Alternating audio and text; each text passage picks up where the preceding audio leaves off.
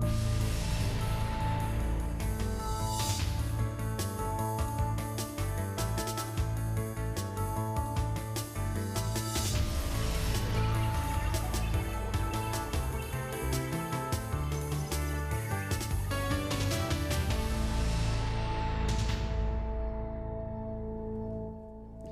and welcome to No Win, No Fee, the show where all 12 of these contestants are hoping to win £4,000, and I'm hoping they don't, because I don't get paid for presenting this show. If one of the people here takes home that money, then I go home with nothing. Zero. And if you don't believe me, here it is in black and white. It's my contract. Read what it says. Remuneration. The presenter agrees that he shall receive no fee for providing the services. In fact, the only way I make anything is if these people fail to win the £4,000, in which case I take home the money. So, let's meet the people who stand between me and my fee.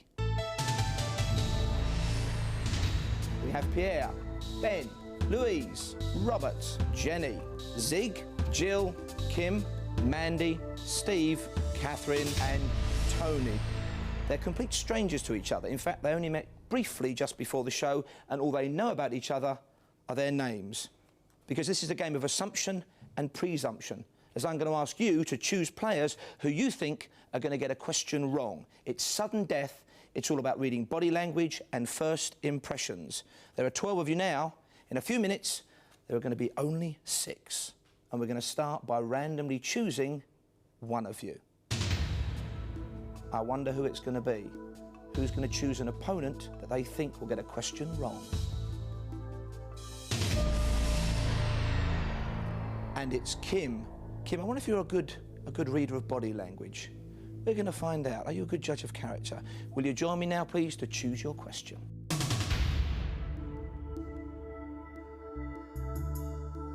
So, Kim, 11 nervous people facing you, but you've got a decision, first of all. Which one of these 2 questions, top or bottom, do you think somebody here has got the least chance of answering? You've got to pick a question that you think one of these 11 people will get wrong. I'm going to go for the bottom question. The bottom question.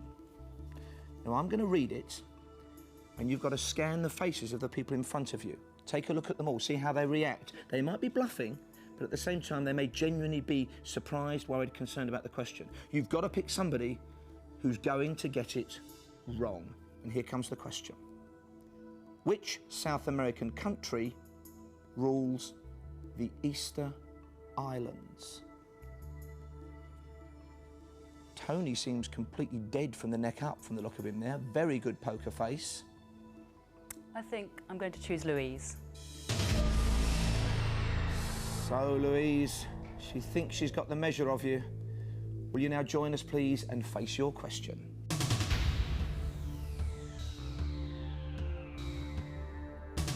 So you had a bit of thinking time. Why'd you go for Louise, Kim? I don't know, she just looked a little bit less confident than the others. You had a lot to choose from, though. It's quite tough being up first. Yes. OK. Now, Louise, you have to get this question right. If you get it wrong, you leave us. If you get it right, Kim, who chose you, goes home early. I should really say bad luck to both of you, because you're both standing between me and that £4,000. I'm going to read the question again. Okay. Have a think about it. Which South American country rules the Easter Islands? You've got plenty of time on this. You still happy with your choice, Kim? Do you think she's going to guess? Or maybe she knows this. Maybe she's just psyching us out, prolonging the agony. No. You see? She's smiling now, look. Little cheeky raise of the eyebrows. No, I'm still confident. She gets it right, you go home. Louise, which South American country rules the Easter Islands? Well, it's 2 I'm not sure of, and I'll take pot luck and say Argentina. What was the other country you were going to go for? Chile. So you think it's Argentina or Chile, but you plump for Argentina? The correct answer is Chile, so you're wrong, I'm afraid, Louise. So, Kim, you are through to the next round. Take your place, please. Louise, I'm happy to say you're out. Now we need another contestant to choose an opponent they think will get a question wrong. I wonder who it's going to be this time. And it's Jenny. We've got one person through. I wonder if Jenny will also have a place in the next round. We're going to find out. Will you please join me and choose your question, Jenny? Now, do you think you'd be happier choosing an opponent who's going to get it wrong or answering a question, Jenny? I was just thinking that. I really don't know. It's very tough. It's very a tough one. indeed. OK, now I'm going to give you a choice of questions. You've got to choose top or bottom. You've got to choose one that you think somebody here will get wrong. Which one do you think is toughest? Which one would you find more difficult, top or bottom, would you say? I think the top, and I think I'll choose the top. Jenny has gone for the top question. Now, study the reactions of the people here as I read the question. They stand between you and me and £4,000. In which northern town was the co-op founded? Look at them all, see how they've reacted. Are you getting a shortlist together in your mind, or are they all looking equally blank and vacant? There's some good poker faces. Robert was looking down then, he was avoiding you. Now he's suddenly perked up. Who's it going to be? Who's going to get it wrong? I think I'll choose Tony. Tony, will you please face your question? Now, why Tony? Do you think he looks like a soft southern lad then? I don't know. He just, I don't know. He just seemed to be keeping a very straight face, which either means he knows or he doesn't know. So I was just trying. So you think maybe it was an over-the-top straight face? I don't know. I was trying to read him behind those glasses. It's quite tough. Overcompensating. OK, well, here comes the question again. In which northern town was the co-op founded? Take your time, have a think about it. Are you still pleased you chose him, Jenny? You think it's going to be a guess? I don't know. I'm not sure if he's bluffing. He's a very good actor if he is bluffing, and that means if he gets through, the other contestants are going to have to watch out. So, Tony, in which northern town was the co-op founded? Leeds. Are you asking me or telling me, Tony? I'm telling you. Leeds. The correct answer is Rochdale. Tony, you're wrong. So it was a guess, and a good judge of character there is our Jenny. She's through to the next round. Take your place, please. Tony, I'm delighted to say you're out. Only 4 more places in the next round. So far, the people who've chosen the question have done very well. Is that streak going to continue? Let's find out. And it's Mandy. How good's Mandy going to be at judging her opponents? Mandy, let's find out. Come and choose your question. So a bit of pressure on you now. Not as many people to choose from. But have you been thinking about whether you'd prefer to answer or choose? My mind was blank. Really? Yes. We'll put something in it now. I've got 2 questions for you to consider. Which one of these are you going to go for? The top or the bottom question? I will take the bottom question. The bottom question. It's from the category of politics. Who succeeded James Callaghan as leader of the Labour Party? That's the question. Mandy, you've got to choose someone who's going to get it wrong so you can stay in the game. You got any kind of shortlist, or do you want to go straight for a selection? I'll go for a selection, and I shall go for Catherine. So it's Catherine. Catherine, she thinks you're going to be pants at politics. Will you please join us and face your question? You took a bit of time deciding. Why Catherine? Pot luck. Bad luck for Catherine if she gets it wrong. Very bad pot luck for you if she gets it right, because you'll be going home. Would you have known the answer to that? Yes. Right. So that means you think that she's somebody who doesn't know her politics. Or was it age maybe that made you go for it? Pot luck, Paul. Pot luck. She won't be drawn on it. It's going to be a toughie. Either way, somebody leaves us when we hear this answer. Catherine, take as long as you like. Who succeeded James Callaghan as leader of the Labour Party? She's having a think, dredging through her history. Still pleased you chose her? We'll have to wait and see. OK. Who succeeded James Callaghan as leader of the Labour Party, Catherine? Don't have to answer straight away. Might want to tell us some names maybe you're thinking of.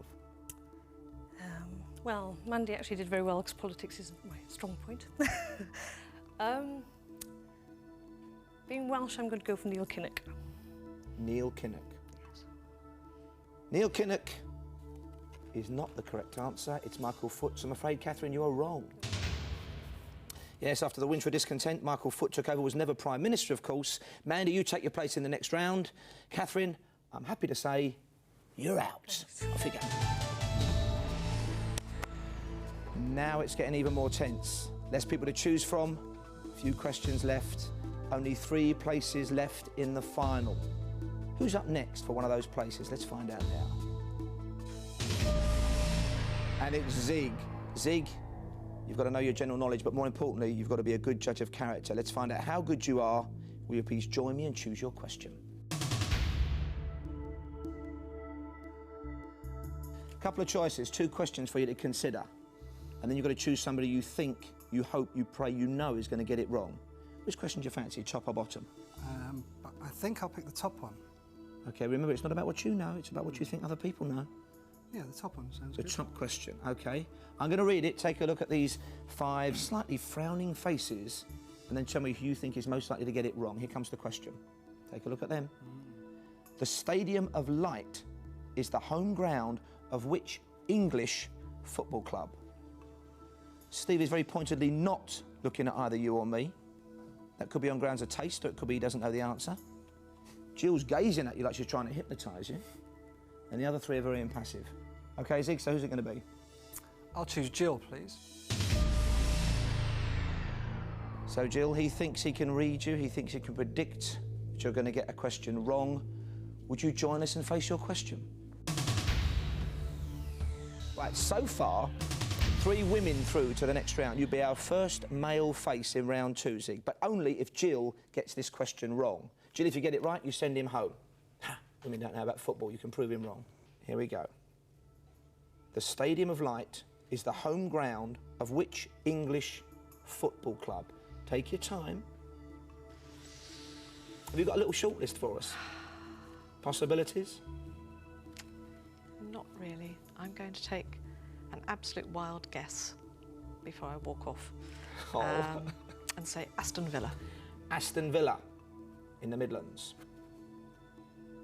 The correct answer is Sunderland. Jill, you're wrong. Zig, you're through to the next round. I'll go and take your place for round 2. And Jill, I'm happy to say you're out. We started with a dirty dozen. We've got the 4 horse people of the apocalypse left. Who's up next to choose a question? Let's find out right now. Only 2 places left in the final round. And it's Pierre. Pierre, good luck. You've only got 3 people to choose from. You've got to choose somebody who gets the question wrong. Come and join me, though, and choose your question.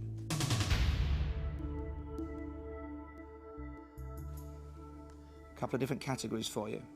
You've got to think, maybe you've been studying the reactions of the people in front of you, but more importantly, maybe you're thinking, what do I not know? Although it's not just about what you know, it's about what you think other people know. 2 possible questions. I'll go for bottom. Was that a kind of educated choice? Is there a reason for it? I think there was a reason for it, yes. OK, you can maybe tell us a bit later on. We don't want to give any clues. Here comes the question. Take a look at their faces. What is the main ingredient in the Middle Eastern sauce tahini? That's the question. I'll go for Steve. So, Steve, he thinks you're going to get this wrong. Let's find out. Join us and face your question.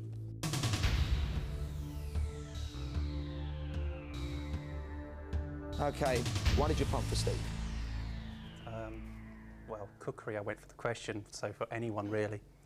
Steve, I just felt looked a bit less confident. Oh, you chose cookery, what, because there are 3 men and you think they're less likely to know about cookery, right? The category is cookery. I'm going to give you the question again. You can take as long as you like to answer. Maybe you know it straight away. Maybe he served in the Middle East. Maybe he's a former service. Maybe he's had holidays there. Maybe he's watched those daytime cookery shows. Here's that question.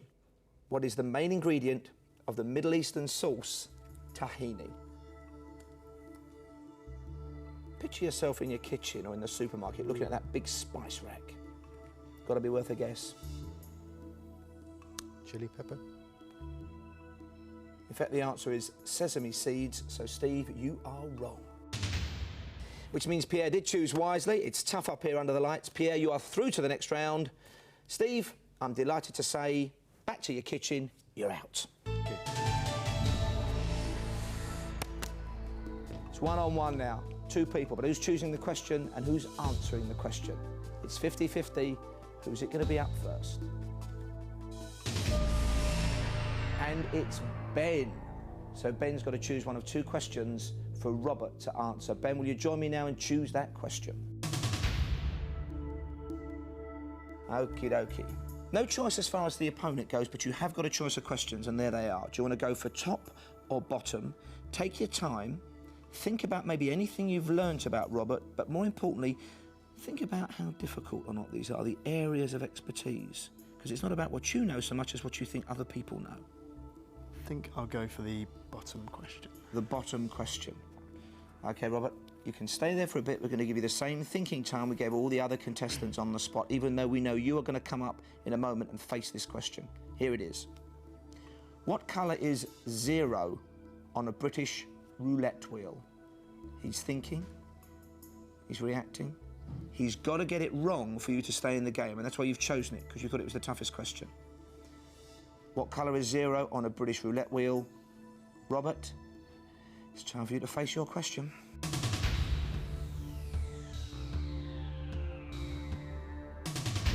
What was it about Robert that made you think he wouldn't know the answer to this? Why that question? Actually, I think both those questions he could well know the answer to, so it was real pot of luck. Would you have known both of them? No. Only one of you goes forward to try and get my £4,000. You've got to get this right, Robert. Here's the question. What colour is 0 on a British roulette wheel?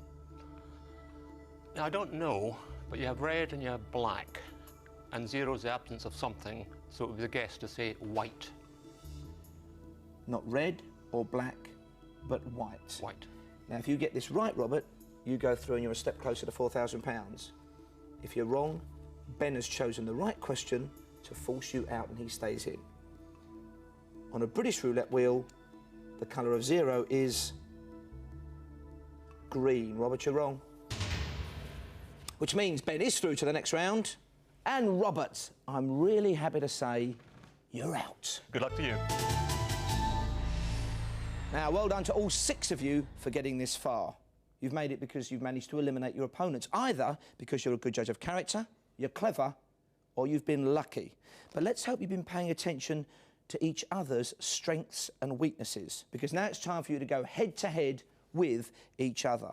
And with me, of course. Why me? Well, if none of you win, I put £4,000 in my pocket. Otherwise, I get nothing at all for presenting the show. So I hope it's no win, no fee for you, as we all take one step closer to that money. Now, in round 2, things get decidedly trickier. Judgment of character is now crucial because you've got to choose an opponent before you hear the question they've got to answer. I'm then going to read that question, and to stay in the game, you've got to tell me if you think they're going to get it wrong or right. And as always, we start by randomly choosing one of you. Who's up first in this round? Who's going to have to choose an opponent and then judge whether they're going to get a question wrong or right? And it's Ben. Ben, your ability to read other people is absolutely vital in this round. Will you join me now and choose your opponent? A lot of pressure on you in that last round.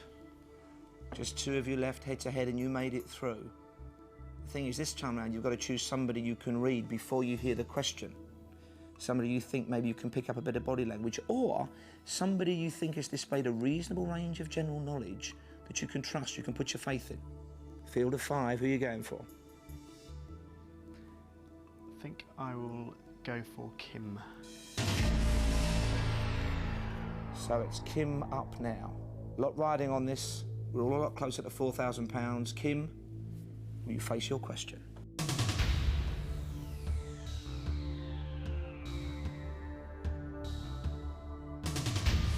OK, I'm going to read the question. Kim, as ever, you have to get this right to stay in the game. Here comes your question, Kim. Please do not answer. Ben, Stadia. What was the name of the Polish trade union led by Lech Wałęsa? You've got plenty of time, Kim. We don't want you to answer at all yet, because Ben is having a good look. Bit of a bite of the lower lip there. 2 fingers clenched just below the waist. She's obviously trying to hold it in, not to give you any clues at all. Are you reading anything at all on the mask that Kim is pretending is her face at this stage? I think she knows the answer. So you think that slight look of uncertainty was a bluff? Yep.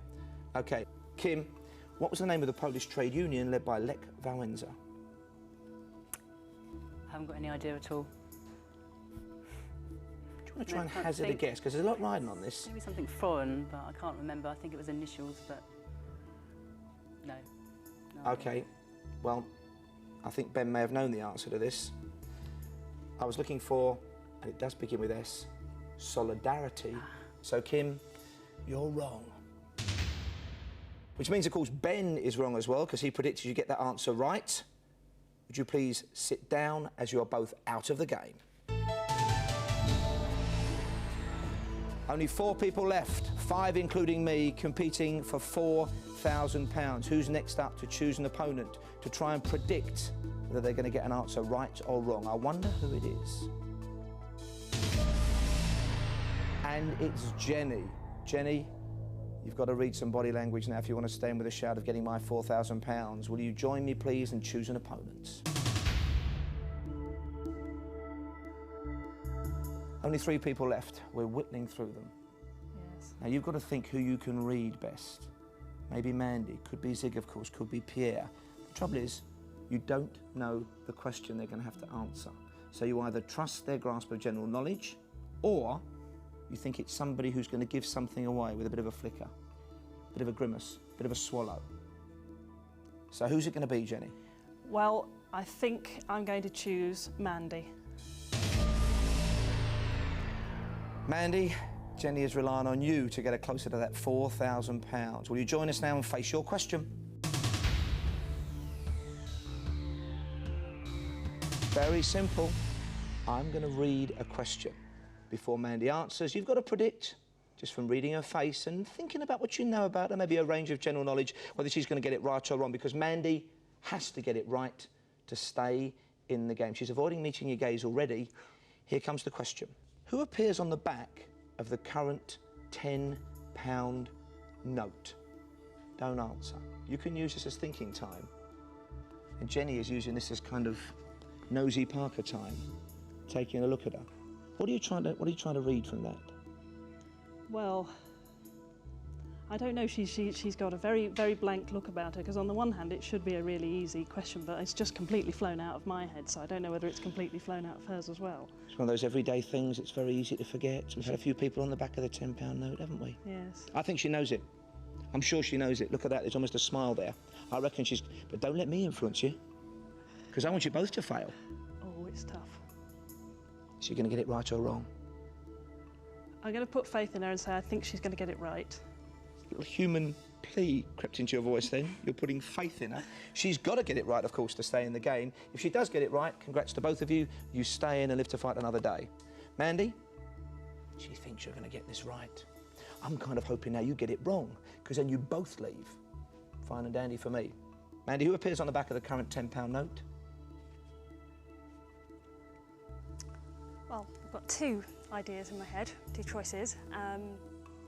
One is William Shakespeare, the other is Francis Drake, and I'm trying my desperate hardest to visualise a £10 note, and I can't do it, and so I'm going to go for a guess, and I'm going to go for Shakespeare. William Shakespeare or Francis Drake were your thoughts? In fact, the correct answer is Charles Darwin. So, Mandy, you are wrong. Which means that Jenny is also wrong. You put your faith in her. She kind of let you both down. How do you feel? Well, she did her best. She did her best. I'm a bit sorry, but never mind. She did very well for me. I'm not sorry at all. You're both out. Sit back down. Thank you. So it's me, it's Zig and Pierre. One big question, though. Who's going to be up first? And it's Pierre. Of course, Pierre is going to be facing Zig. Would you both take your places, please?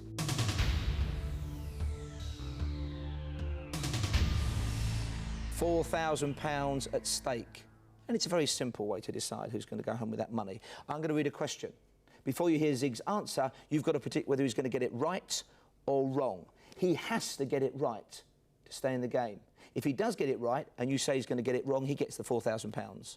But if he gets it wrong and you think he's going to get it right, I get £4,000. Here's the question. Don't answer, Zig. In 1797, which country's troops were the last to invade the British mainland? Don't answer. History. Does he look like somebody who knows his history? Maybe interested in matters military? You see, I think he does. Very erect bearing. I think he watches a lot of those kind of documentaries about British history. Maybe interested in warfare. Possibly. Possibly. I think he's going to get it right, but don't let me influence you, Pierre, because you see, the only way I can win the money is if you say he's going to get it right and then he gets it wrong, then you two fail and I get £4,000. I'll read the question again, then I want you to give me a prediction, Pierre. Zig, in 1797, which country's troops were the last to invade the British mainland? Don't give me an answer. Is he going to get this right or wrong? I actually say he's going to get it wrong. OK. If you do get it wrong, Zig, then Pierre goes home £4,000 better off. If you get it right, you make him wrong, you get the £4,000. Either way, I'm going home empty-handed with no fee for playing the game here today.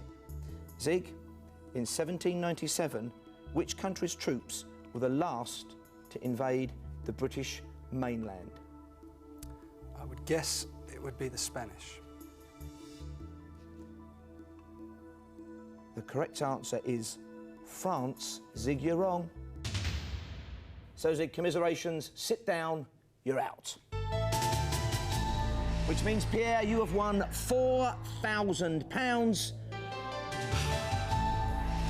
And I'm going home with absolutely nothing. Join us again on No Win, No Fee, when next time, fingers crossed, I'll be a winner. See you then.